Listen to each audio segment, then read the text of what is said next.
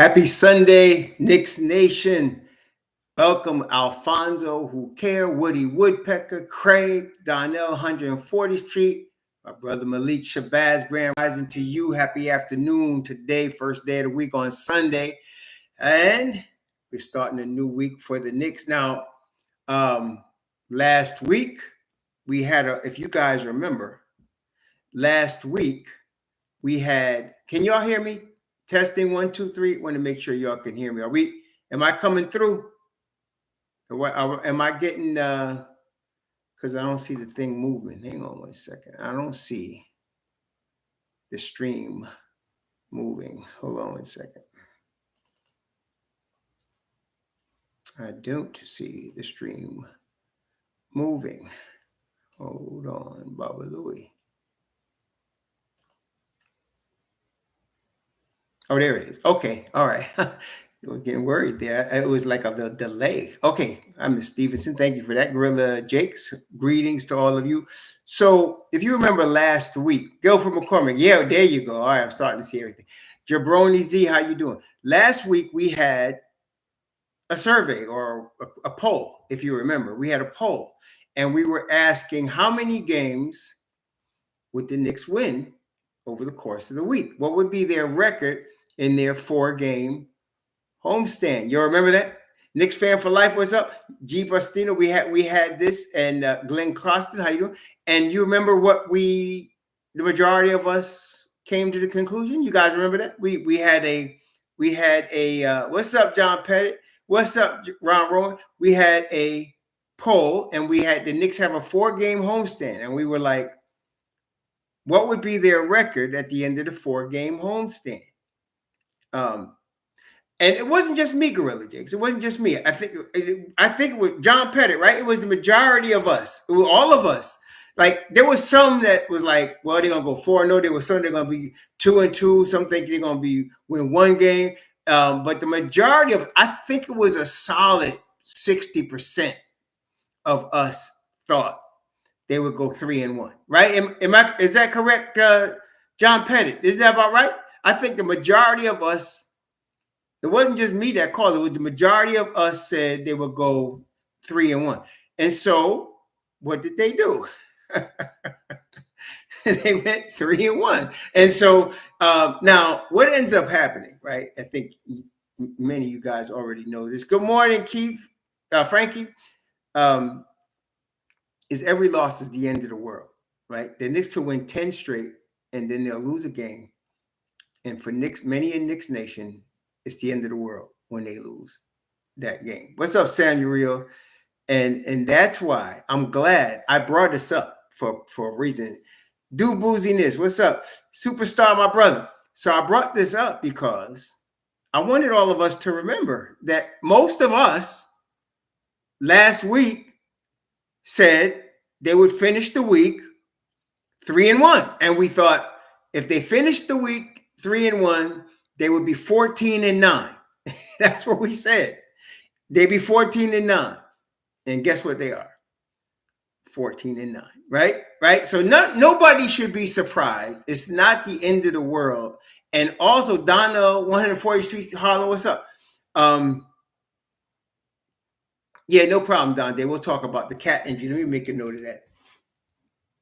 It's not serious, though. Let me just ease your mind on that. But we'll talk about it. It's not serious. But so Dante, I'm going to get that. I just wanted to write that down so I don't forget it. I know. John Pettit. Exactly. So the thing is, I think now, again, John Pettit, Donnell, superstar, if you could bear witness, did I not say to y'all that Detroit is a greatly improved team? Didn't I say that? I said, as a matter of fact, honestly, Detroit is my second favorite team. I've been following Detroit since they drafted Cade Cunningham, right? I've been following Detroit since they drafted Cade Cunningham, and I liked the hires, the general manager. I forget his name, but I liked him. I liked Dwayne Casey.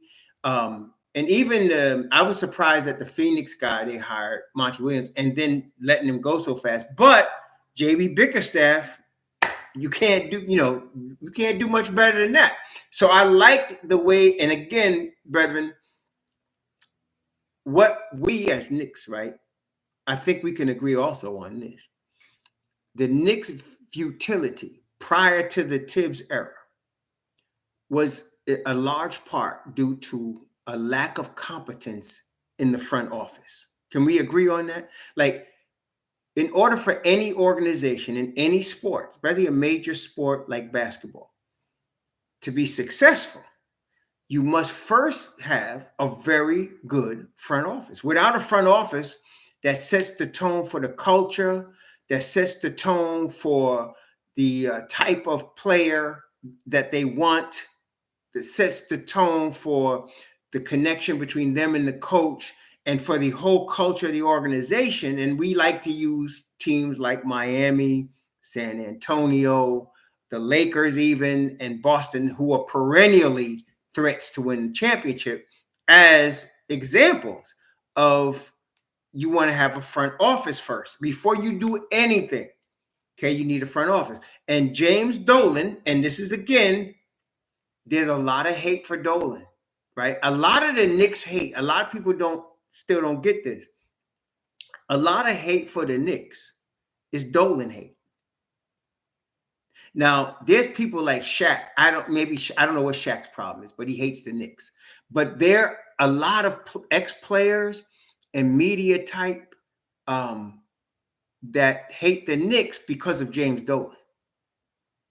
And that hate is perennial, right? So James Dolan, though, again, did y'all see all of the ex-Knicks that was at the Garden last night? And the get together, you had we had so many. They went all the way back and got Spencer Haywood. I couldn't believe it. They got Spencer Haywood. They went and got Spencer Haywood. They had Michael Ray. Who the hell, you know what I'm saying? Who you think was spearheading that? Like, who's behind the scenes getting all these guys, paying to get them here? That was James Dolan. Okay, that's the owner. He's the one who did that. Sprewell was one of my favorite Knicks of all time. Was Charles Smith there too, Coach Charles? I didn't see Charles. Was Charles Smith there? I didn't even see that. There were so many heads there from the past, I couldn't keep up. But Sprewell was always one of my favorite Knicks ever. Always. Because he didn't care what venue he played in. And y'all know as well as me that everybody could play in New York City. Okay, not everybody could play in New York City, especially at Madison Square Garden. The heaviest jersey to wear is one of the major teams from New York, whether you be Rangers, Knicks, Giants, Jets, Mets, Yankees. Those are the heaviest jerseys to wear. And so it's hard. But Spree, it almost like we used to have a saying, and many of y'all might know this saying, right? When you in your neighborhood, right? Especially if you're in the so-called black neighborhood, you're in the black neighborhood and somebody comes out their face and they come out loud or they come out their face wrong in the house with the fam, we would say, you showing your ass. Why you showing your ass out here? You remember that? They say, you showing your ass. You came out here and start showing the ass like that. And what we saying is they didn't care who was around them, right? They was going to come out their face the way they came. Y'all know what I'm talking about, right? Sprewell would show his ass. In the sense of balling, he didn't care where you was playing, who you was playing, what your name was. He was going to come with what he was going to come with, right? That's why I loved him, man. I loved Sprewell, right? Even when he was on the Warriors, I was like, I had never, and at that time I used to follow college ball. And I did not know anything about this guy from Alabama. I mean, he was from Milwaukee, but I'm saying he went to school at Alabama. I didn't even know, anything about that. The last Alabama boys that I saw could ball was Charles Barkley and McDyess. And I think they were Auburn, you know what I'm saying? So I didn't know where this cat come from. But when he was on Golden State, he was something else. And when he came to New York, that was the move right there. And so Sprewell, though, when they traded him to Minnesota, now there was some stuff going on behind the scenes that I'm not privy to, and I don't know what happened, but I know part of it was there were two. I know Sprewell had a bit of a gambling issue, and I know he wanted more money from the Knicks on his new deal than they were willing to give him, and so he was traded to the Timberwolves. And when he came back as a Timberwolf to play the Knicks, after every made back, at that time, James Dolan used to sit right under the basket. And he don't do that no more, but he used to sit, I think maybe Sprewell changed him, but he used to sit right under the basket. Okay. You could see him right under the basket. One of the baskets, he would sit under the basket. And after every made basket, Sprewell would make it a point to curse him out before running up the court. He would make it a point. And yeah, and y'all remember that saying? He would and Sprewell, when he had a fast break, he would dunk with two hands, and it was a two-hand dunk, but the way he did it had a little like pizzazz to it, right? So he would dunk with two hands, but this time he'd dunk and then he'd point out Dolan and curse him out, and Dolan just sit there smiling, and I was like, damn, But now, who Dolan paying? And this is Sprewell done blew his fortune, man. He blew his fortune. He blew his fortune with divorces and with gambling. He blew his money, man. Blew it.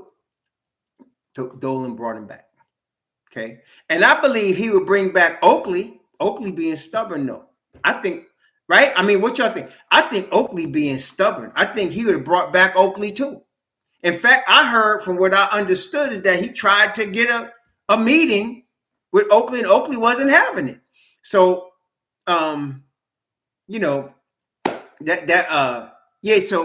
but he bring back Patrick, he bring back Spree, Marcus Camby was there, he bring back J.R. Smith, he bring back Spencer Haywood. That was way before Dolan's time. He bring back Spencer Haywood, Michael Ray Richardson. He had Mason's family was there. He brought all of that,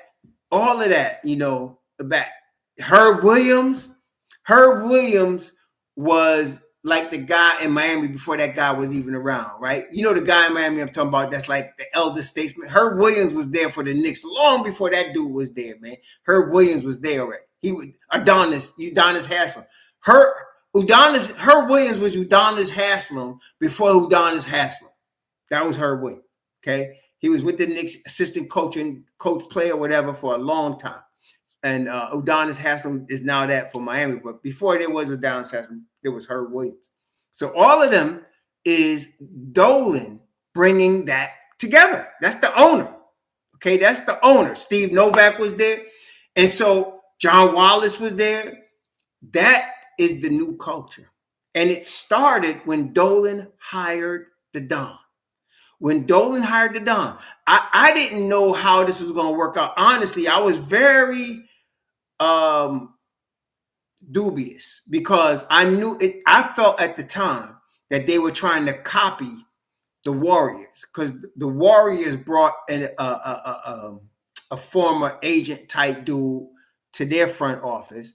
And then we know that the agent that was come out of Michigan with the Fab Five in them, he became a front office dude with the Lakers, and he was an agent. I forgot his name. Y'all know who I'm talking about. He played for Michigan with the Fab Five, and he went and he was an agent, and he became a front office dude. So I was like, the Knicks just copied, and I wasn't really sold on that formula.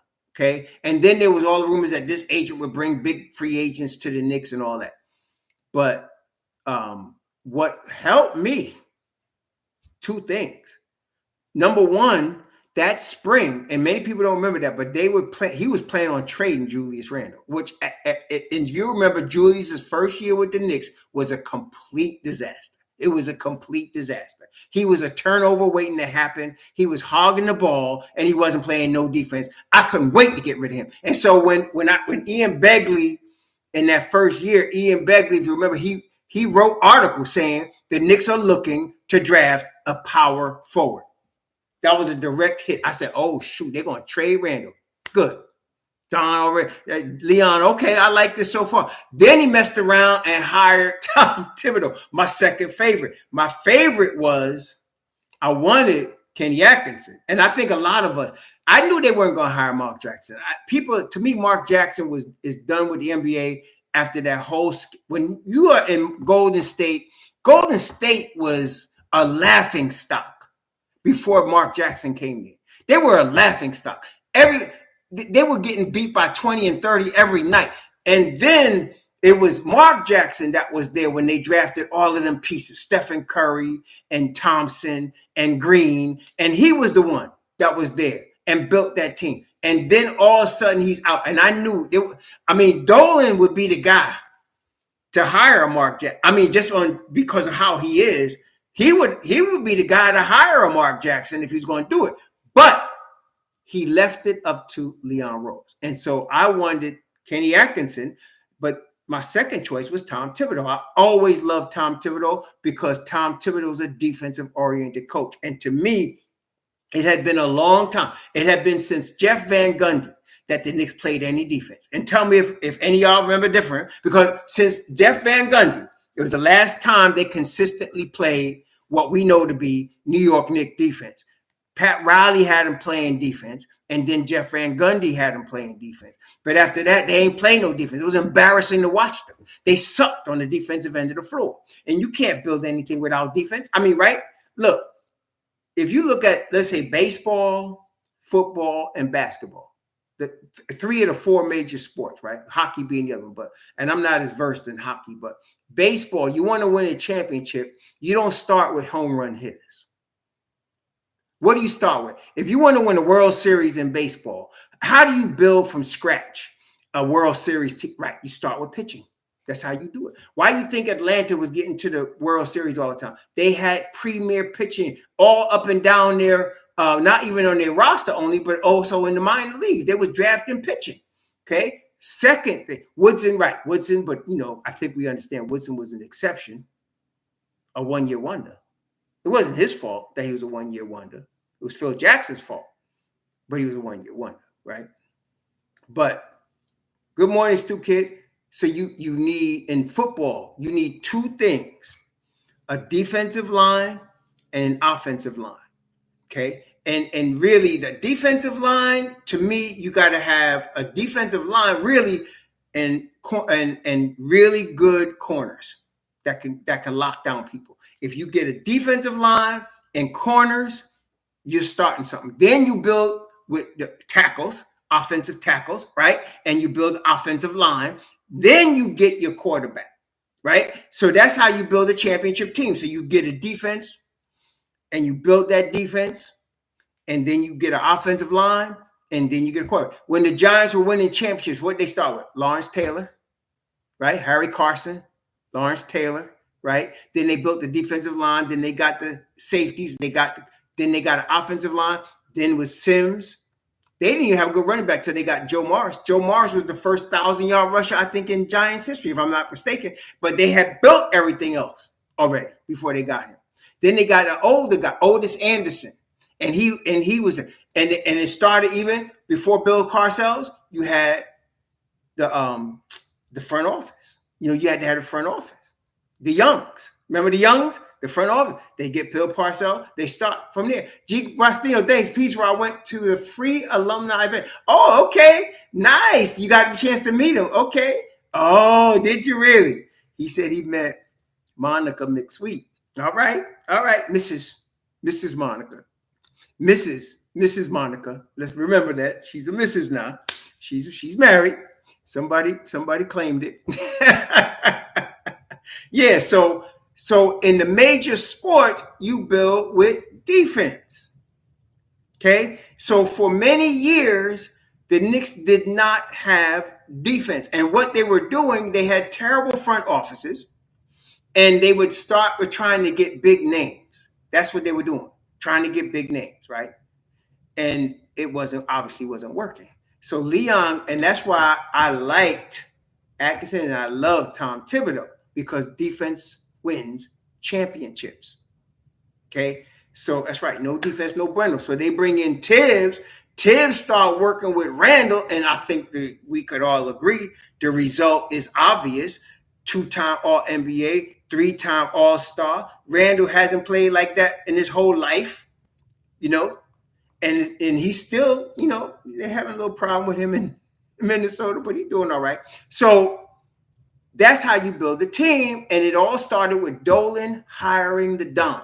Then the Don went and hired all of these cats, man, from Utah. He hires the capologist, Brock Aller. He hires all of these cats, and he builds the whole thing. You had a problem, John. He builds the whole thing up, man, and now you got what you got. It's a development system. It's a culture change, and that's, to me, was evident this weekend when you see all those guys come back, man. You got a new culture in New York. You really do. Because look, can you tell me any team, maybe the Lakers, but aside from the Lakers, who bring back all their own play, a whole bunch of their old dudes going all the way back to the 70s with Spencer Haywood?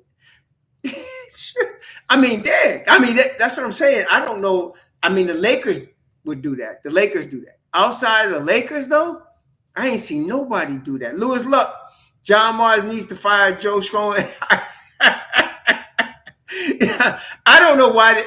To me, I mean, though, thanks for the $5. Look, though, it's not a complicated formula, right? It's not a complicated formula. To me, it's not. But the thing is, you got to have good scouting. Right? You got to have good scouting. So you got to have a management team that knows how to pick and get good scouting. Now, to be honest with you, the Knicks actually did have good scouting under Phil Jackson. It's just that Phil Jackson wasn't no good president of basketball operations. That's what I think. I mean, they hit a home run with Kristaps Porzingis. I mean, they did. and then messed around and got Mitchell Robinson in the second round. I mean, these guys, they did really good, man. That's what I'm saying. They did really good. I mean, shoot. And Phil Jackson messed up with Frank Ntilikina because Frank Ntilikina was injury prone. But also, he wanted Frank for the triangle, which I'm like, how you going to decide what the offense, you the president of basketball operations, just for the coach, right? That was already messed up. But they were drafting pretty well already. They were drafting pretty well. And then, of course, we still now have Deuce, second round, and Mitchell Robinson. Those are the holdovers from before, right? Those are the holdovers. Yeah, Frank Ntilikina was in the Anthony Ambulance School. Frank Ntilikina, though, was in the penthouse, where they meet the girls. He was in the Anthony Ambulance School in the P. Diddy section. He was in the Anthony Ambulance School in the P. Diddy section of the house. Yeah. He kept getting them groin pulls, man. Homie had a continual groin pull. Every time it was time for him to ball, it was the groin pull, man. Damn, it was disappointing. I was disappointed because I liked Frank. Y'all know I was Frank high, but he just couldn't help himself, man. Anthony Ambulance School, he specialized in the groin section, and he specialized in the P. Diddy parties, man. He was just a little bit, So anyway, but now we got a squad, right? We got a team. Now, this loss yesterday, I just want to talk about it for a minute. This loss yesterday to Detroit, two things came to light. Now, I know people have been jumping all over poor Jericho Sims, okay? But what I saw yesterday was this, and now tell me if you noticed this. The big thing I got when Jericho Sims was playing, which 6 minutes is all he played, Detroit completely backed off of him. Offensively, completely. They backed off of him, and they weren't concerned with him at all offensively. And then he would get the basketball, and he would be looking, and nobody was open. The reason being because everybody was getting double teamed because nobody was guarding him. Then when he did decide, I better take this to the hole, he fumbled the ball. Ran rising smooth. I mean, and that's the thing. This is the problem for Jericho Sims. It's not Jericho Sims' incense. It's Cat's fault. See, when El Gato is out there, they better be double teaming him. If they only have one guy on him, just one guy, I don't care who it is, he's going to flush it on that guy. He's going to go to the hole and flush. And if you want to go under on the pick, he's going to nail that three on. Okay? There is no way for Sims to be able in any close stretch to duplicate that. There's just no way. So when he started Sims, I didn't know it until yesterday. When he started Sims, I realized it wasn't Sims. Sims is the same guy, but the whole offense around him, the personnel and the way they operate has changed. And he did not change with it. And so it looked horrible. It looked horrible yesterday. It looked horrible. See? So that was a problem. The second thing is, though, you would think, well, what about Precious? Precious will go to the hole on you. Precious will. And let them keep giving him open corner threes. He's going to start hitting them. Okay?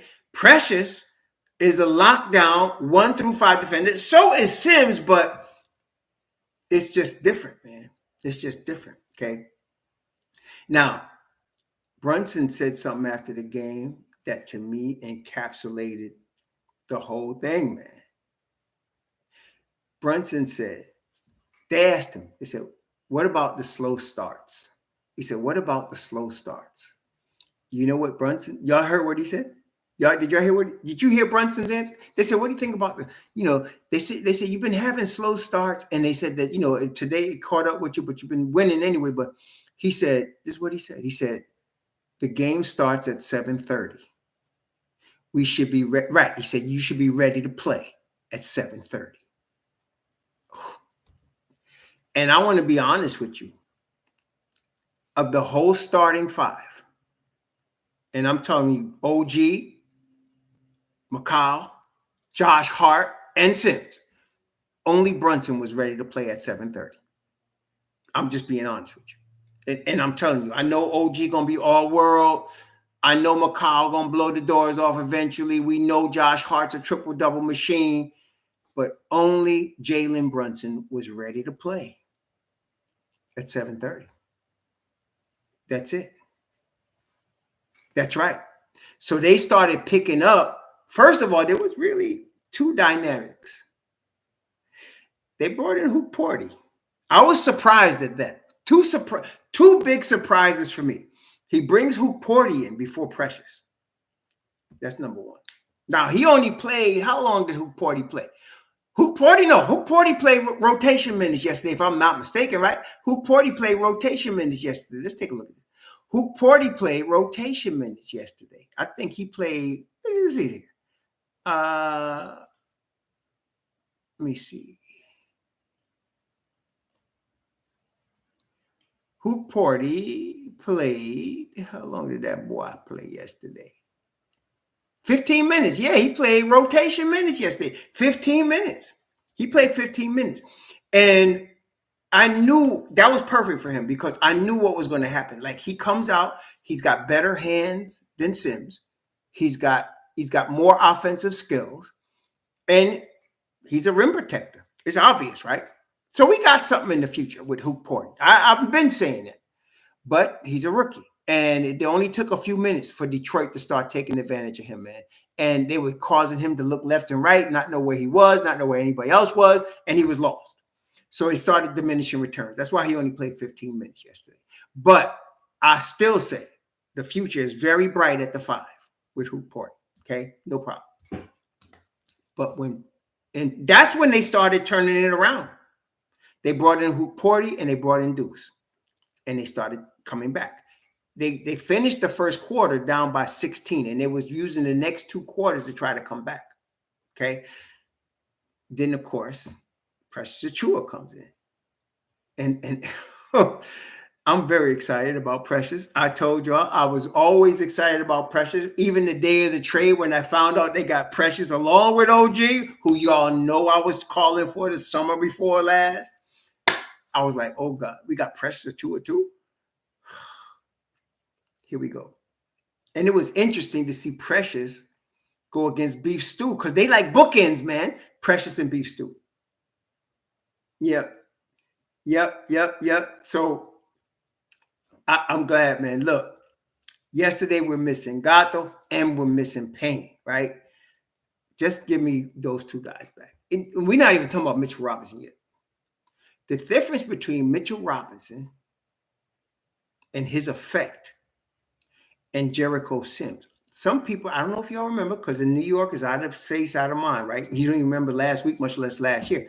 But if you play off of Mitch, y'all remember what he did last year? When they played off of Mitch, what did he do? He took the ball to the hole and he would try to flush it on people. That's what MitchRob was doing before he got hurt last year. Okay. Before his ankle got hurt, he was taking the ball to the hole and he would flush it on people. Okay. He would fake the handoff and go to the back. Y'all remember that? You can't do that. Can't do that with me. MitchRob will kill you. And then you better put two dudes on him when the ball goes up. Not one. You need two. Because if you don't get two guys on Mitchell Robinson with that 7-foot wingspan, he's going to get the offensive rebound. I can't wait to see this. This is going to be really good. This is going to be really good. This is going to be really good. Yeah, Porty's a rookie. And this is the thing, Ace of Spade. Like they mentioned, like I told y'all, I love Cade Cunningham. I loved him coming out of Oklahoma State. The first time I saw him was at Oklahoma State. I had heard of him coming out of high school. I didn't see him. But when I saw him at Oklahoma State, I said, this kid is for real. One of the things about a really great player to me is he makes things that are very difficult look very easy.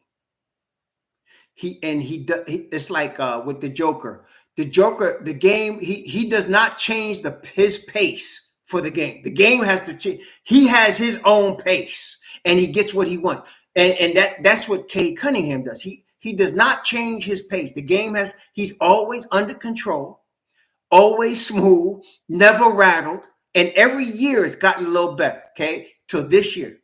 And this cat, man, I liked him. And so that's why I started following Detroit. I said, with this man, at the time was Dwayne Casey. I said, Dwayne Casey, Cade Cunningham, let's get this going, man. I want to see this. I like watching teams develop.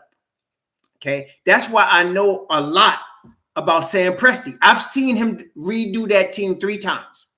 Okay. Oklahoma City, redo it 3 times. Okay. That he knows how to build the team from ground up. All right. So I started watching that and I said, oh, shoot, see. That's how you do it. That's how you do it. Same with San Antonio. That's how you do it. How did San Antonio start? Defense. Who they draft? They draft Devin Vassell out of Florida State. And then they get Victor Wembanyama, who everybody in the world understands is top 5 in the ranking for Defensive Player of the Year. Right? That's how you start. That's how you start winning championships. You get Devin Vassell, who I loved him coming out. Y'all know I did. I wanted him. Florida State defense, and he could score. And then they get Victor Wembanyama. And then they went and messed around and got Jeremy Sohan, another defender, a Dennis Rodman type defender. That's how you start to win, see? And that starts with Buford and the rest of them in the management office down to the coach. So that's how they do it, see? So here, the Knicks got Mitchell Robinson. We got an offense now. I know everybody hyped about that, but Mitchell Robinson, Precious Achiuwa, Deuce McBride, Cam Payne. Tibbs described him perfectly. He said Cam disrupts. Didn't he say that? Y'all heard him say that? He said Cam disrupts. That's what he does. And he hits big shots with that weird behind jumper he got. He hits big shots and he disrupts. Him and Deuce. That's what I'm saying. All we need is to get this boy elbow, whatever the hell's wrong with his elbow. We need to get that back, get him back in here. And we still got Shem. So if there's a problem with campaign, we still got Shem. Yeah, he is, Coach Hauser. So get Cam, get Deuce, and Precious. We good. We good. Good. Very good. See? So I don't know. What do y'all think? If, let's say, against Toronto, and let's say Toronto's Monday. Let's say Cat needs another day. He needs another day to rest the knee. Who you starting at center? I would start Precious at the 5. What do y'all think? I would start Precious at the 5. I would have no problem starting Precious Achua at the 5. That's what I would do. What do you think, Senior Beef? That's what I'm saying. Senior Beef, glad to see you. Did you get my email? You got the email with the instructions, Senior Beef? You got it? Okay, Jack. I got you. All right, cool. That's all I want to know. All right, hang on. All right. Here we go. If Cat cannot play Monday, who does Tibbs start? All right.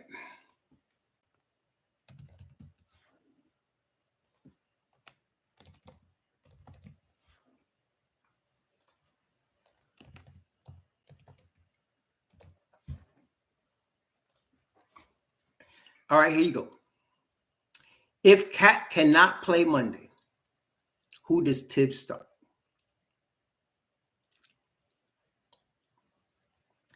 Because you got to, I think, and I hate to admit it,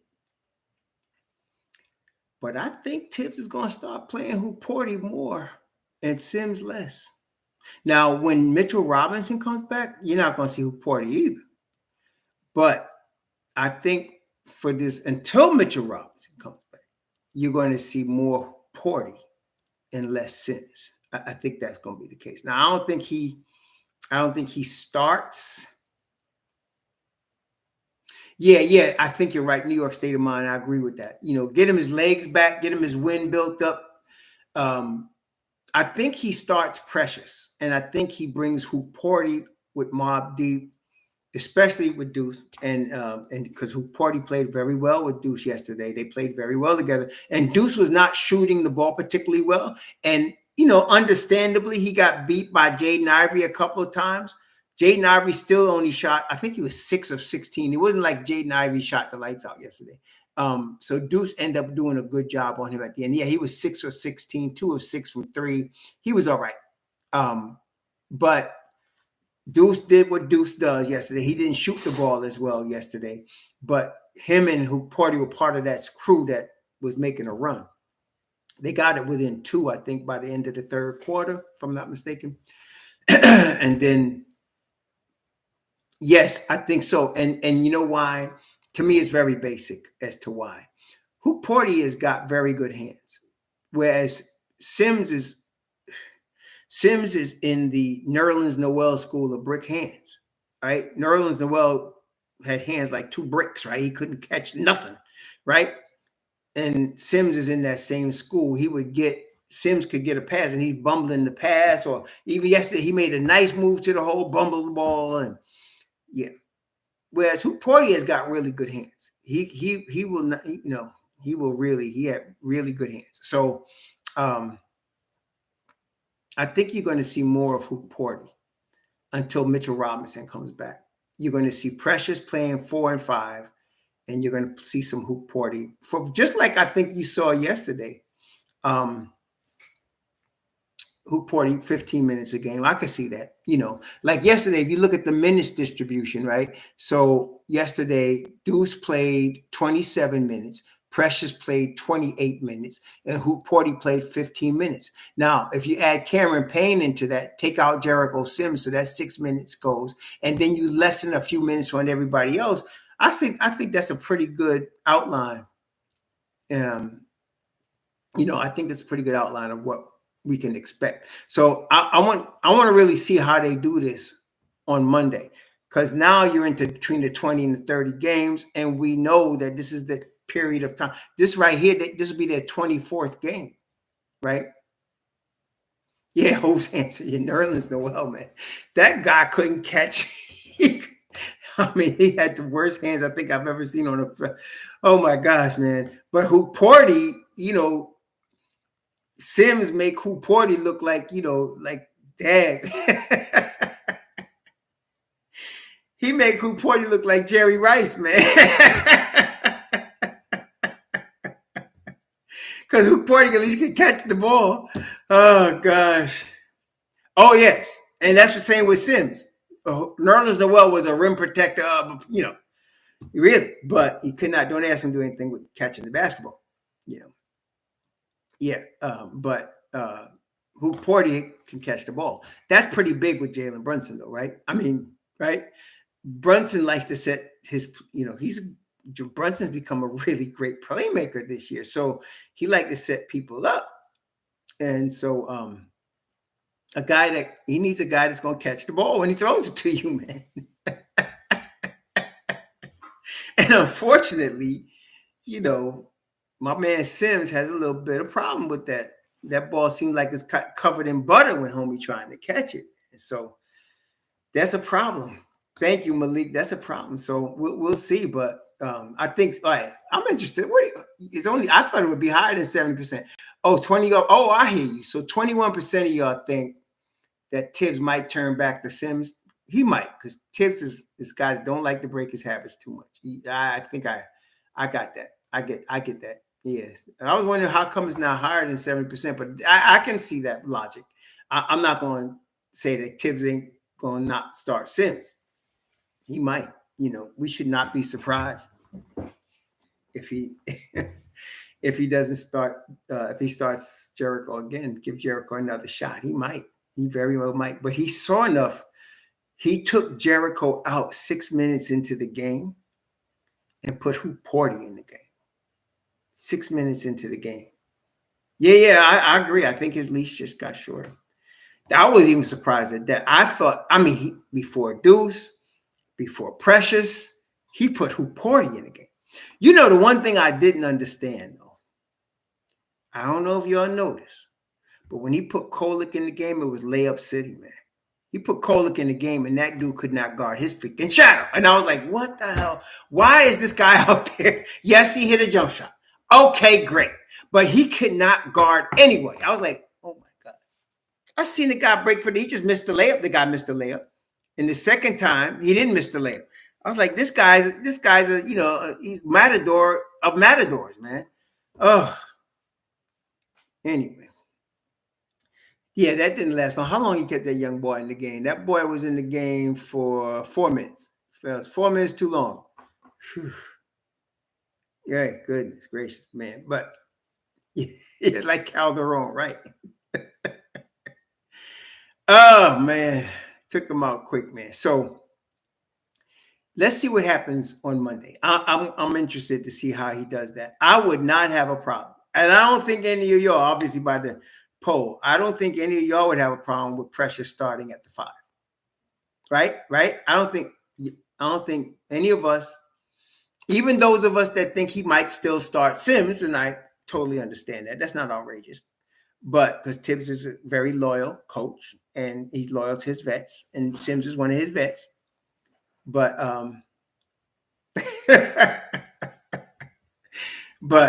I wouldn't be surprised if he started Precious, and if Hooporty was the first 5 off the bench.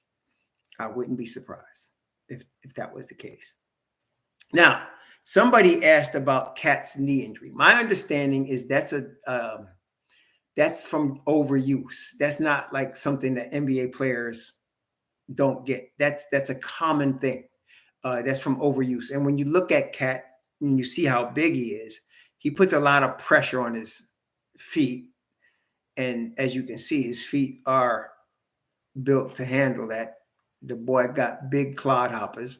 But he's going to put a lot of pressure on his knees because he's a big cat. Right.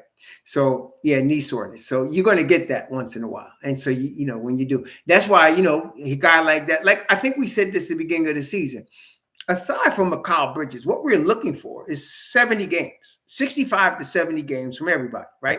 So I think Brunson's going to give us 70 games aside from Mikal. McCall's a different thing. We're talking 75 at least games for McCall Bridges, if not the whole 82. But Hart, Brunson, especially OG. We need 65 from OG. So, and when they got Karl Anthony Towns, I wasn't expecting 82 games from him either. So they're going to need Miles Turner. I forgot about that. I forgot. As a matter of fact, that's what got me in beef with that dude. Because he kept talking about we need to stretch 5. We got to trade for Miles Turner. We got to trade Mitchell Robinson. We shouldn't re-sign him. And y'all know I'm MitchRob high, right? You can't be talking about MitchRob like that. I'm talking about trade him. I'm still MitchRob high. Yeah. So now, that wasn't good. Yeah, Miles Turner. Forget Miles Turner. Motherfucker Miles Turner. It's raining men, Miles Turner. It's raining men, Miles Turner. Yeah, I was disappointed, Corey Lindsey. I was disappointed. It ruined my night, man. Anytime the Knicks lose a game, it ruins my night. It did. It ruined my whole evening, man. I was sitting there having a good time, and I had me a great workout. My wife and I went to the store. I got a little bottle of Florida Sangria, and we was chilling. And I'm watching the Knicks, and they're down 16 in the first quarter. And you and I know, bad first quarter, bad sign. Yeah, I know. Motherfucker, Miles Turner, it's raining men. Stretch 5, my behind. Get out of here with that. We good. I'm good with Mitchell Robinson. MitchRob is fan.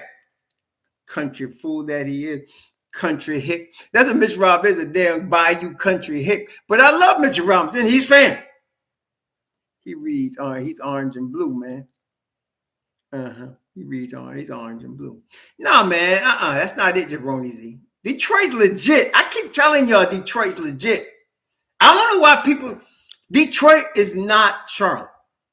Detroit's legit. I'm telling you. I've been saying Detroit's going to win between 37 and 41 games this year from the beginning of the season. I've been saying that. Some people are like, I don't know why you say that about Detroit. This ain't last year's Detroit. This is a different Detroit.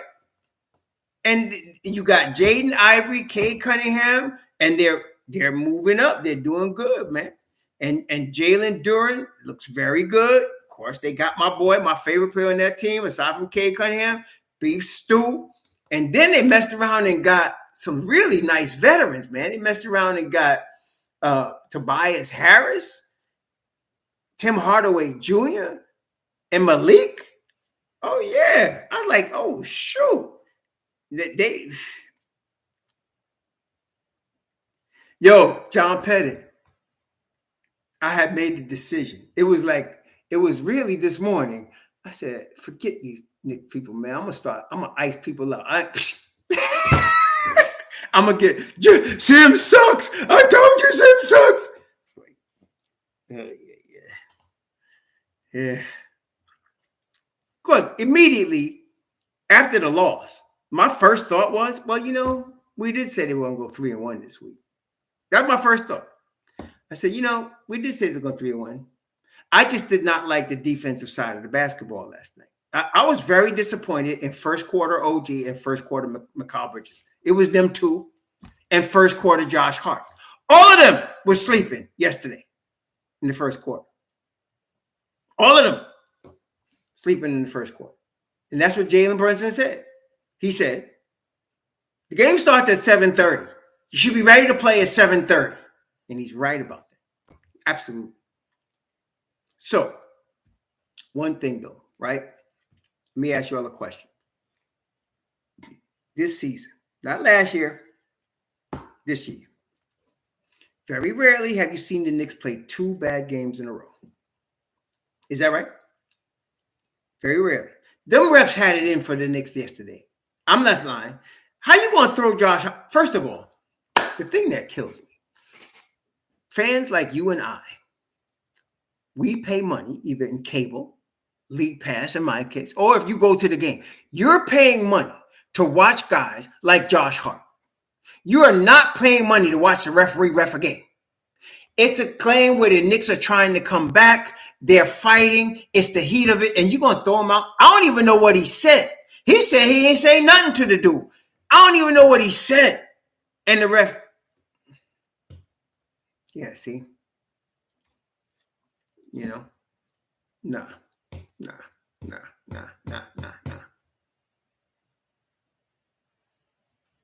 Yeah. Well, Jay Cruz. Who was it that cooked Deuce? It was Jaden Ivey. You think it's easy to guard Jaden Ivey? Wait. Y'all think it's easy to guard Jaden Ivey? Jaden Ivey can't shoot no jump shot. He did hit 2 big threes, but he ain't no jump shooter. But you trying to guard him off the dribble? You know how quick that guy is? I think Deuce did pretty good to keep that brother 6 of 16, honestly. The way I look at it. Well, like I said, AP, it's James Dolan.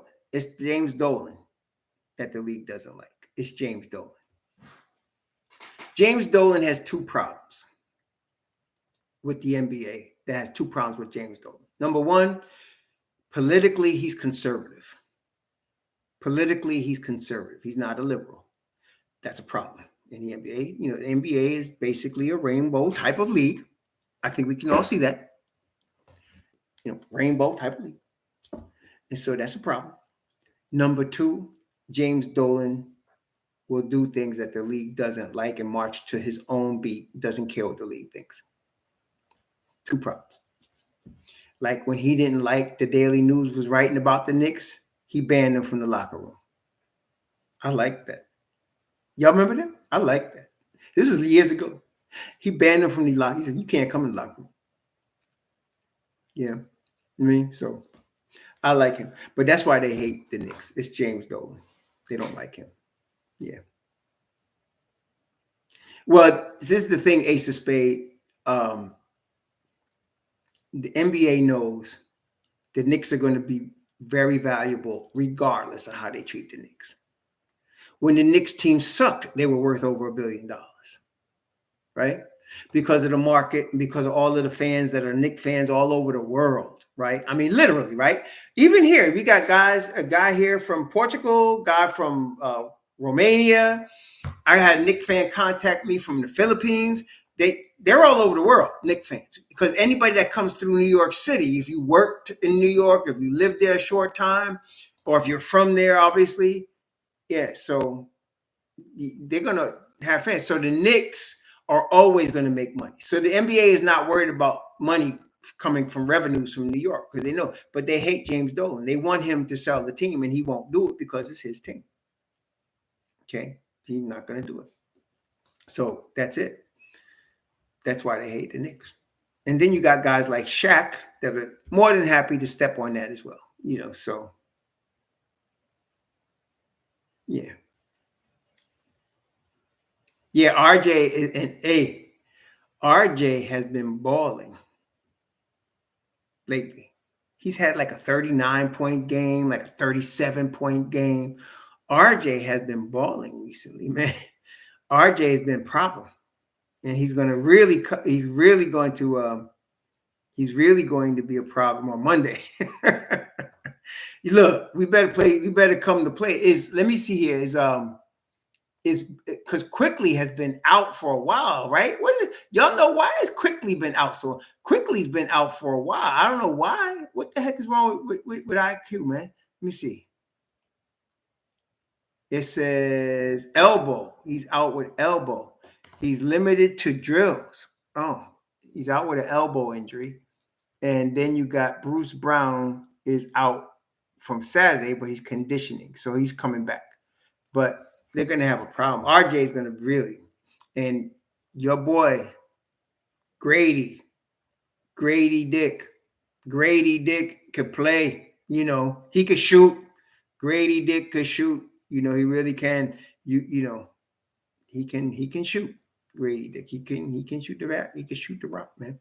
Then of course you got probably not. Yeah, I think not. And then you got of course you got Scotty Barnes, who's, you know, I liked him. Another Florida State play defense type of dude who is now hitting jump shots.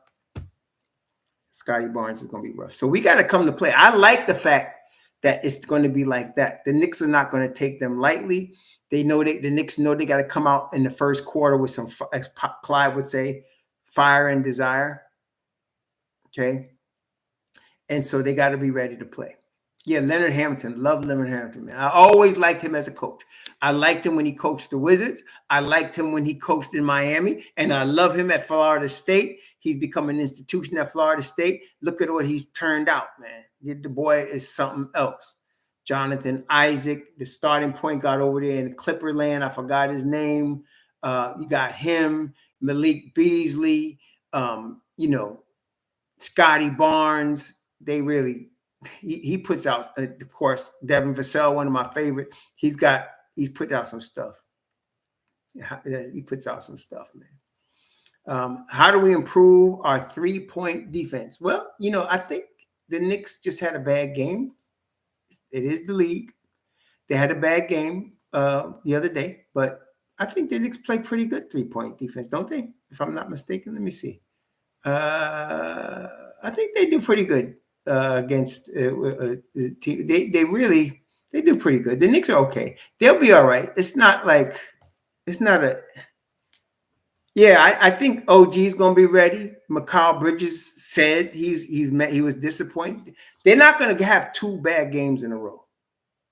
I'm not saying they're gonna lose, but win. I hope they do, but they're gonna come out ready to play against Toronto. I can guarantee you that. The Knicks are going to come out ready to play against the Toronto Raptors on Monday. They're not going to have 2 bad games in a row. They're going to come out strong. The referees will be the ones that slows them down, if anybody, because they're going to come out with fire against Toronto on Monday. I can guarantee you that. Okay. They're going to come out with fire. They really are. And I'm expecting, yeah, right. And so my only question is, who is starting at the 5 spot? Is it Sims? Is it Precious? To me, that's really what it comes down to. Most of y'all still think it's Precious.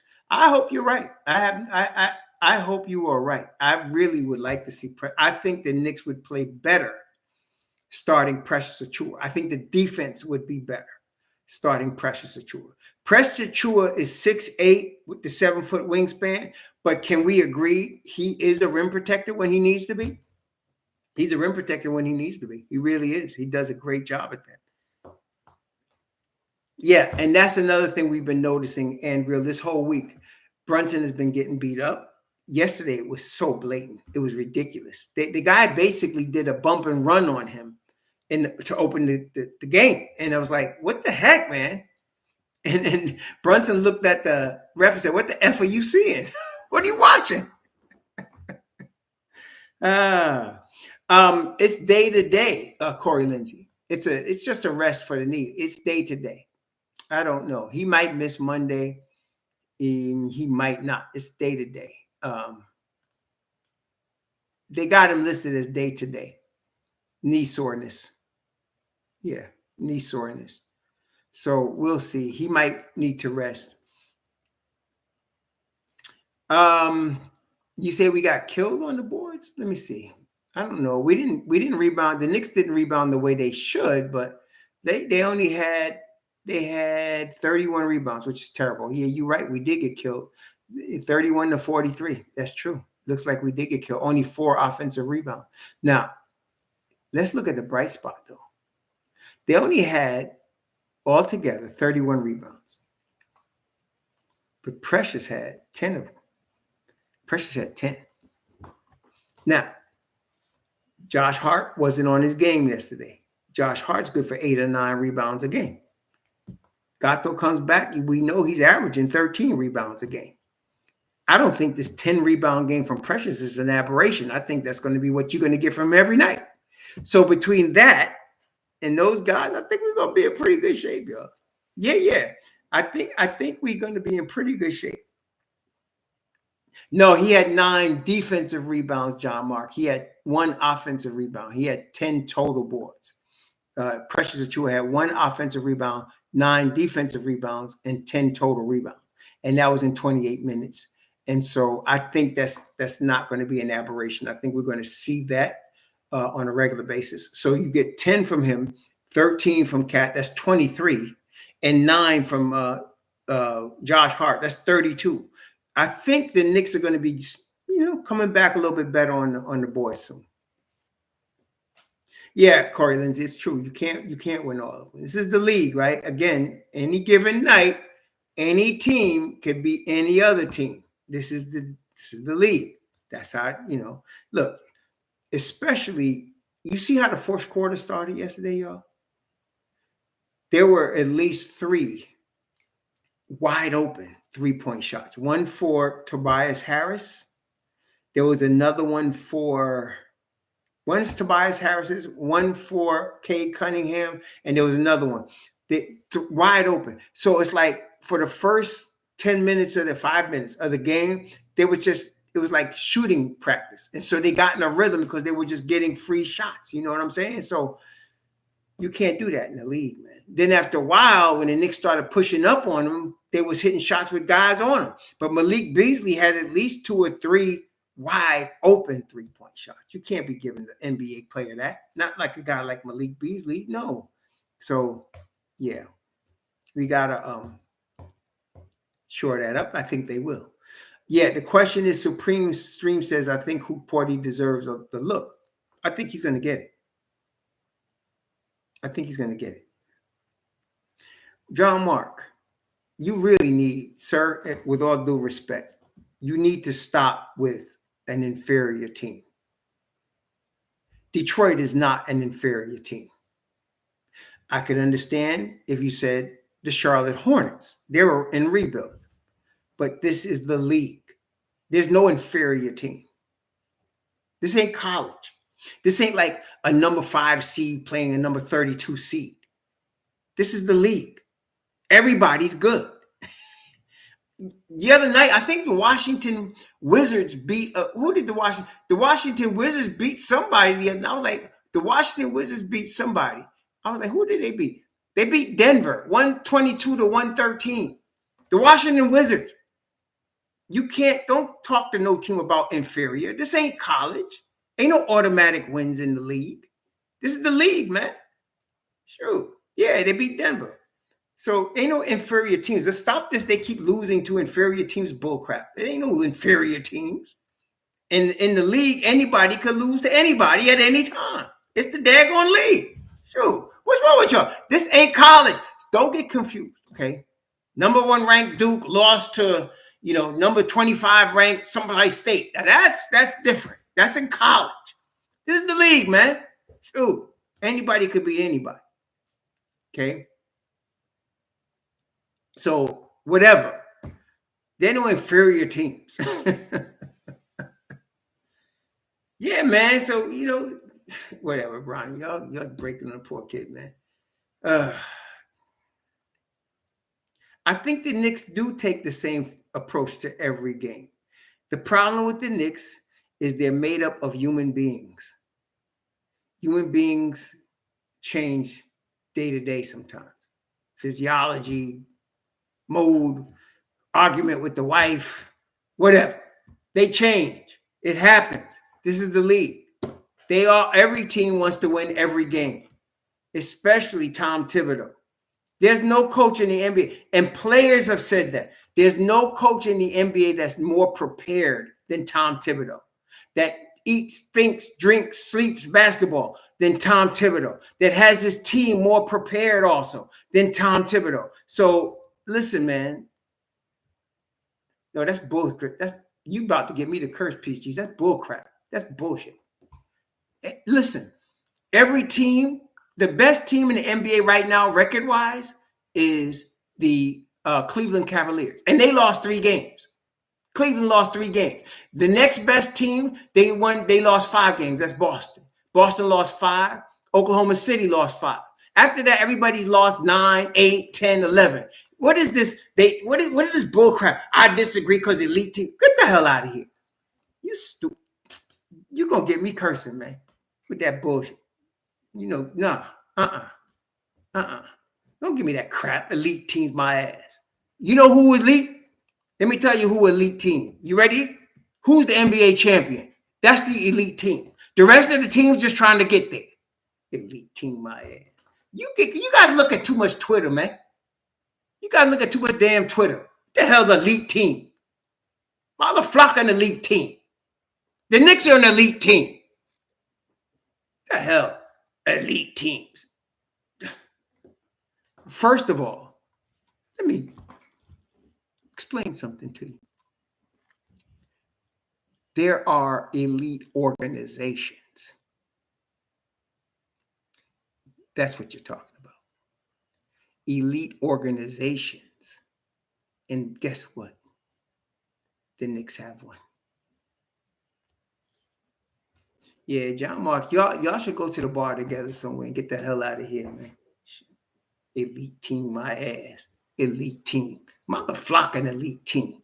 What y'all trying to say? The Knicks ain't an elite team because they lost to Detroit yesterday? What the fuck is wrong with y'all, man? Anyway, I can't stand it sometime in this, man. Y'all really need to go root for the Nets or something. For real, for real. Go root for the Nets, man. Get the hell out of here with that elite team BS. Elite teams don't do this. Oh, really? What the hell? All of a sudden, what? Oh, wait a minute. I didn't know.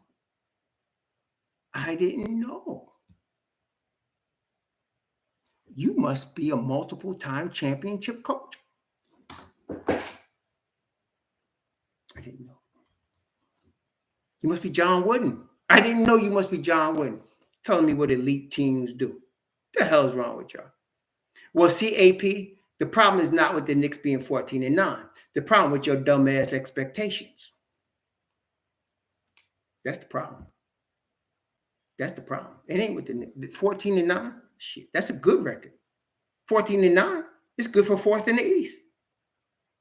Fourth in the East, and they had been missing most of their bench most of the game. Wait, I don't know. Maybe you didn't know that. Deuce McBride missed 5 games. I don't know how many games Campaign missed. They still ain't had Mitchell Robinson, and they just got Precious Achiuwa back 2 games ago. And you expected them to be better than 14-9. And then they can't lose. Elite teams don't lose. What the hell? Yeah, Jay Cruz. Is there a drug clinic that you can recommend for these guys? Dr. Phil, I heard. You can go Dr. Phil, lay on his couch and pour out your problems. Or Oprah. Oprah might help you out. Some of y'all just plain stupid, though. Damn, what y'all look? You looking, for real, what the hell you looking at X so much for? Because it's messing your mind up. They lose Deuce for 5 games. They still ain't got Mitchell Robinson. They just get back Campaign, and now they just got back Precious 2 games ago, and you got idiots out. Tip is playing his starters too many minutes. What? Tip is. And, oh, wait. I'm mistaken. You must be the same dumbass that was telling me, Tyler Kolek should be in the rotation. Tyler Kolek is going to challenge Deuce for minutes. You must be that same dumbass that was telling me that. You must be. You got to be. Tyler Kolek is going to challenge Deuce for minutes. He should be in the rotation. He's the best point guard besides Brunson that we have. What the hell is wrong with some of y'all, man? And you're going to talk about what an elite team does. What an elite team does.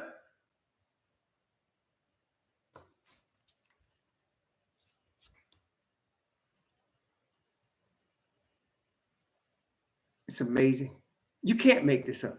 I mean, they really, you know what really should happen? They should make a sitcom, a situation comedy of Knicks fans.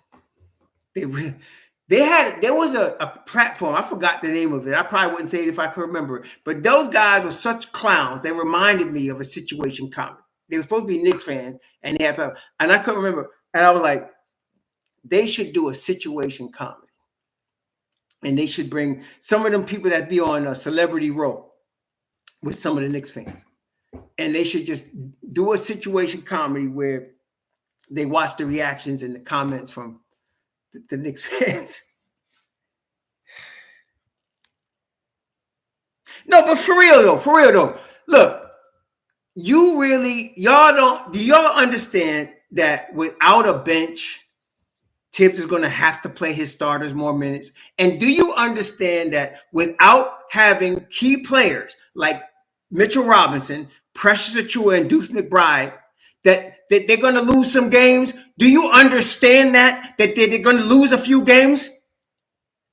Do you also understand that one of the toughest schedules in the league for November and October was the New York Knicks schedule? That they're the first team to be playing 5 games on the road in 11 days. But they got to beat the elite teams.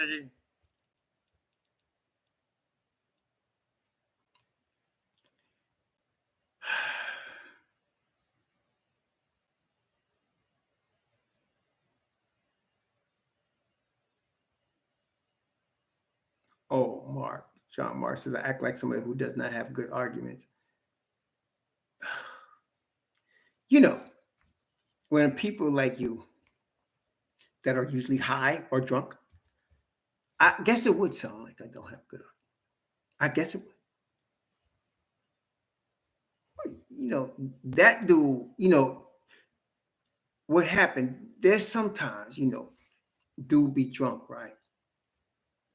And they do stupid things like jump on the third rail, and you're wondering, damn, he's lucky, man. He ain't get blown up yet. How's he on the rail and he drunk and everything, and he ain't get blown up yet? How'd that happen? Or how a dude driving drunk, and then his car, he ends up home, and he don't even realize how he got there. It's a blessing, right? That's this dude. Damn. That's why I asked the question. But let me ask y'all. Let's go back for a second. I asked the question. I said, do you understand that without your key bench pieces, you're going to lose games, number one. And number two, you're going to have to play your starters more minutes. And if you play rookies, you're going to lose more games. Right? they're going to find out. They effing around to find out. So I mean, seriously though, does that make sense to you? You haven't had Mitchell Robinson or Precious Achua, 2 of your main best bench pieces. You had Deuce McBride miss 5 games, and you've been having in and out with campaign for a minute now. You understand that without them, you're going to lose some games. Do you understand that the NBA consists of 30 whatever teams, 32 of the best basketball players on planet Earth? And wait a minute, you're talking about the best of all of the high schools, Division III, Division II, college, European, all of these guys, and you got the 32 teams with the best of the best, and you think that there's inferior teams that just never going to win? Oh my gosh, man! And I expected the Knicks to be better than 14-9. Motherfuck your expectation. Motherfuck that.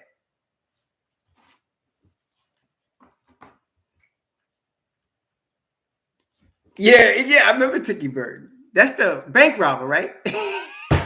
Am I right? Tiki Bird was the bank robber, right, Pix? I think he wasn't he? Isn't he doing like long-term? Didn't he do like a long-term stretch? I think Tiki Bird robbed a bank. Didn't he? I think so. Oh gosh, man. I think so. Am I right though? I gotta look at. I think Tiki Burton, if I'm not mistaken, I think he was a bank robber. I think he was. Oh gosh,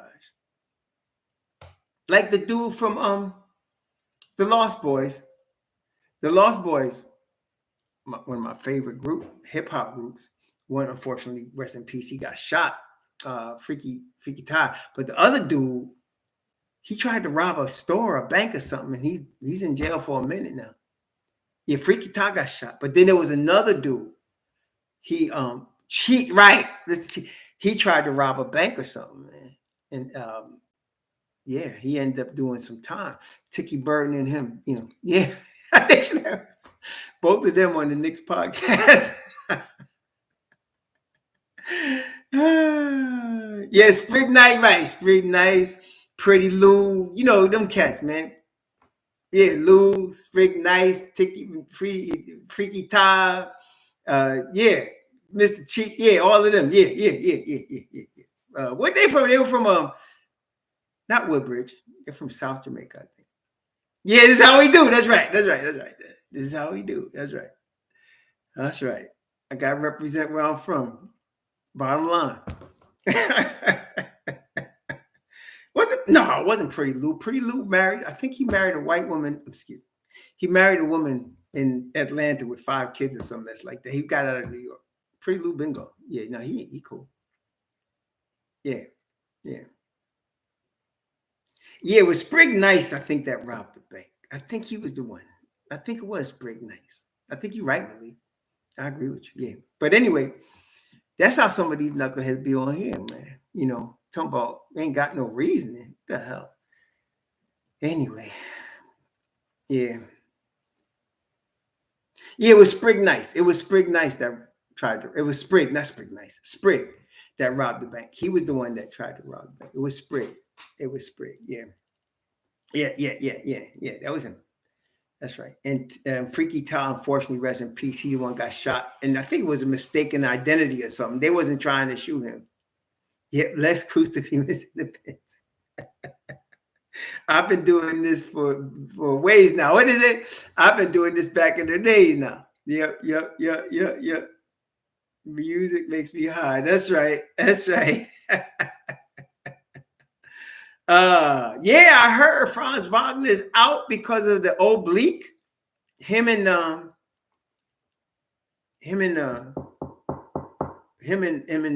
Paulo both out because of the oblique. That's what I heard, man.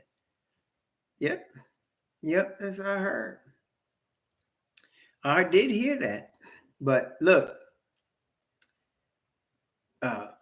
what I'm saying to y'all about the bench of the Knicks. Precious is back. Deuce is here. And you're going to get, I'm thinking Cameron Payne's going to be back because they list him as day to day. If he's going to be long-term hurt with this elbow, I think we'll find out soon. And did y'all see Mitchell Robinson? I don't know what the hell he was talking about. Good news. Did y'all see that? With Mitchell Robinson, good news. He said good news today or some mess he was posting. And he's on the bench. And I really am expecting him by the time that we get to the end of this month. I'm expecting him by the end of December. Yeah. So what I'm saying to y'all is what I've been saying, I think, is they're going to be back. They're going to have their squad. And when they do, there's going to be hell to pay. So all these expectations about a team that's not even together yet is ridiculous. You expected them to be better than 14-9 after 23 games, missing all of these guys. With the schedule that they had, coming on a 5-game road trip, and you expect them to be better. And I'm the one that can't reason. I see. I got it. Yeah, that's right, Senior Beef. So I'm thinking I hope you're right, Senior Beef. I hope you're right. I would love to see MitchRob deal with Victor Wembanyama. That's not going to be no easy task, but I like that. But I'm talking about the 27th at Orlando. That's the game before the one me and you hanging out with, Senior Beef. We hanging out the game on the 28th against Washington, but that's part of a back-to-back. They're going to be in Orlando the 27th, and I'm looking for Mitchell Robinson sighting by that time. I'm looking for Mitchell Robinson by that time. Yeah, I'm looking for Mitch Rob sighting by the time they play Orlando on the 27th. That would be nice.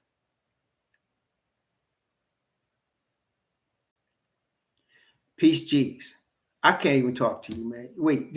Let me share your intelligent question with everybody. Peace G's asks, how do you get a dude like Daddy on the level of a Dalton Connect? How do you get a dude like Daddy on the level of a Dalton Connect? Now, I want to first say that for him to ask such a question, it smacks of NBA 2K to me.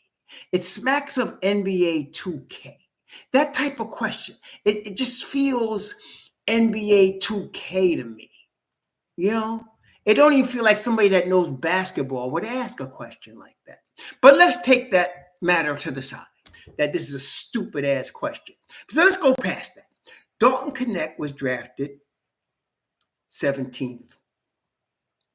17th. He was drafted 17th out of Tennessee. Dalton Knecht was 23 years old. In NBA terms, that would make Dalton Knecht old. A grown-ass man at age 23. Okay? Do we understand that so far? Do we understand that so far? Well, you might as well play NBA 2K because you asking questions like some knucklehead on the NBA, a goddamn NBA 2K. But wait a minute. So you asked, so now, wait a minute. Pacome Daddier was drafted at age 18 by the New York Knicks. Age 18. So you got one guy that's drafted at age 23. You get another guy that's drafted at age 18. So, yes, he was 18. So wait, and then he turned 19 after he was drafted by the Knicks. He turned 19. So you got a 23-year-old guy that's been around a minute versus a guy that's 18. How do you get the 18-year-old guy to be the 23-year-old guy? That would be about 5 years, I think.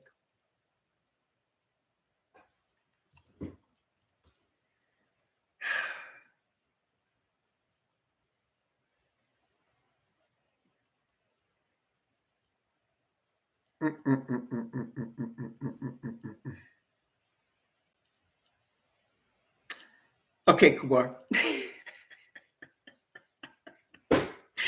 He asked the question, how do you get him to be a guy like Dalton Knecht? I think it's about 5 years. You know, he's got to be 23 years old because Dalton Knecht is now 23. Damn, Dalton Knecht is almost the same age as Deuce. Damn. He should be okay. Oh, I get it. I guess the age don't matter, right? Age don't matter. Kolek is like 23, 24. He a rookie. He still can't play no damn defense. So anyway, yeah, I mean, 18. He's 19 now, Daddy, but he was 18 when the Knicks drafted him. Knecht was 23. Yeah. Yeah, exactly, Joe Curry. Knecht is 23. He's a grown-ass man. It's like, y'all remember a couple of years ago, Chris Duarte from Oregon? You probably haven't heard from him since, but his rookie year was really good. Why? Why was he so good his rookie year? He was like 24 years old. Like he was like a grown-ass man in college. And I liked him in college, but that's why they don't always draft guys that are 23, 24, because sometimes you're getting them at their ceiling. There's no more ceiling. Duarte's still in the league. He played for Chicago, but he's not making the impact he made at Oregon or in his rookie year because he's got figured out and he's reached his ceiling already. That's the problem. Sometimes you get a guy like, what's the guy? Cam, I think his name is Cam Johnson. He came out of North Carolina after 4 years at NC, and he got drafted by Phoenix, and he's now in Brooklyn. Fundamentally sound. He was 22. Going on 23. And he's now reached his ceiling, but his ceiling is a very solid NBA player. He's never going to be a superstar, but his ceiling is a very solid NBA player and a very smart NBA player. That's one of the problems when you get a guy that old. So you get Dalton Knecht, he's pretty much at his ceiling. He's not going to get, he's going to probably get a little better, but you're pretty much catching him at his ceiling right now. Well, let me ask you all a question. Pacome Daddier is 19. Do you think he reached his ceiling? Pacome Daddier is 19. Do you think he reached his ceiling? Has he gotten to a ceiling yet? Pacome Daddier? You see what I'm saying? No, right. So you see how silly that question was, Mr. Peace? You understand? So Daddy A will probably start, and he's really good for somebody 18 coming to 19 years old now. But in the Knicks organization, with the coaching staff that they have and the development system they got, he's going to start being really good in about 2 years. When he's about 21, you're going to start seeing something from him. What you're seeing right now is nothing. You're seeing flashes of what he could do. Really, you're not seeing nothing at all yet. What he's really good at, he's got a really good jump shot. He's got a really good IQ, and he knows how to get to his spots. But with all rookies, no, Duarte is a pro player, but he's not going to get any better than what you see right now. That's him. That's what his problem is. That's what I'm saying. Whereas we're talking about Pacome Daddy, he's going to get better. He's going to get a lot better. Okay? He's going to get a lot better. So he's 19. He was 18 when he drafted. He's 19 years old. He's going to fill in. His body's going to fill out more. Like, if you see a picture of Karl Anthony Towns when he got drafted by the Minnesota Timberwolves, and you look at him now, it's two different guys. Or if you look at Giannis when he was 19, when he came to Milwaukee, you got two different worlds right now, two different guys. So that's what I'm saying. So Pacome Daddy and Connect, come on, baby. That's not even, that's not, that's what I'm saying. Come on, man. Pacome Daddy you're going to see, first of all, every single rookie, the speed of the NBA game is on a level that no rookie has ever seen before, right? So the speed of the NBA game always catches people off guard. It's not like playing in practice one-on-one against somebody. It really isn't. The speed of the game, if you ever, next time you watch it, next time you're at a game, it's like me and Senior Beef are going to this game, but I'm going to see the Knicks against Minnesota on the 19th, I think, of December. When you see Jalen Brunson make passes in real time, when the play didn't even look like it was there a split second ago, that's NBA speed. Okay, it's completely different. It takes every rookie at least 2 seasons just to pick up on the NBA speed. And you'll hear what they'll say. They'll use this term. You might have heard them say this. The game is finally slowing down for me. Have you ever heard them say that? You ever heard a young guy? RJ said it. They'll say the game is finally slowing down. What does that mean? That means they're catching up to the NBA speed. It takes time. Okay, it takes time. And so Daddy hasn't done that yet. He's not even close to that yet. Neither is Hoop Porty, actually, but they're going to. Okay, Hoop Porty will probably do it sooner because he's a little bit older, and he probably will. But Daddy, you got to give him at least 2 more after this, 2 more seasons. His 3rd year, you'll start to see something with him because the game will slow down a little bit for him. Yeah, Obi was 24 when he came to the league, and he's still playing like he did when he was 24. I mean, the game has slowed down for Obi, but Obi, RJ is, how old is RJ? RJ's like 25. I want to say RJ is 25 right now. I want to say, let me see here. How old is RJ? I think he's like 20. He's still a young boy. I mean, RJ is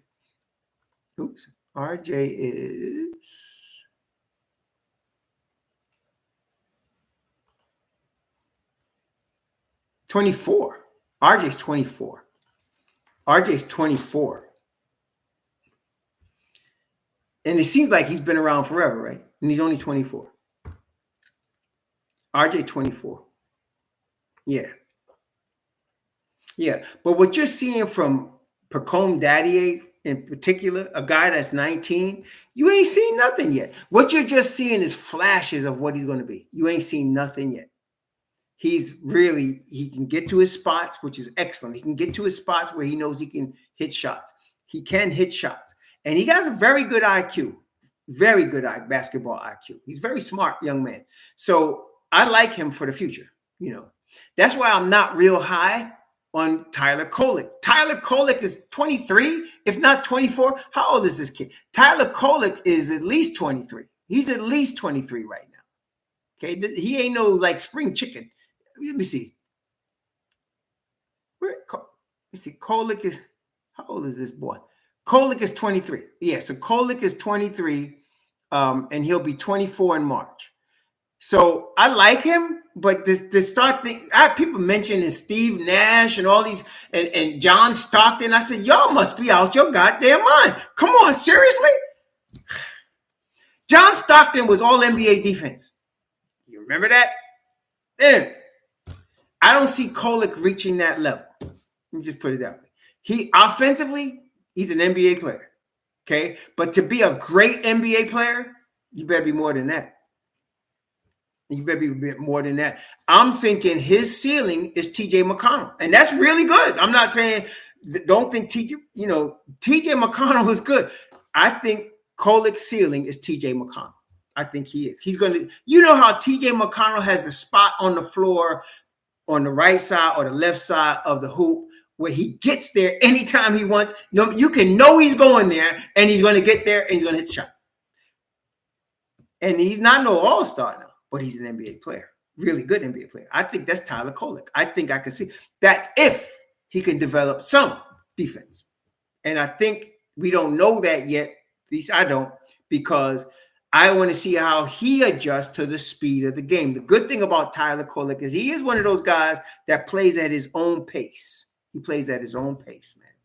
Oh, shoot. I just realized the time. I got an appointment. Listen, man, thank y'all for hanging out. Looks like Precious is the odds-on favorite to start.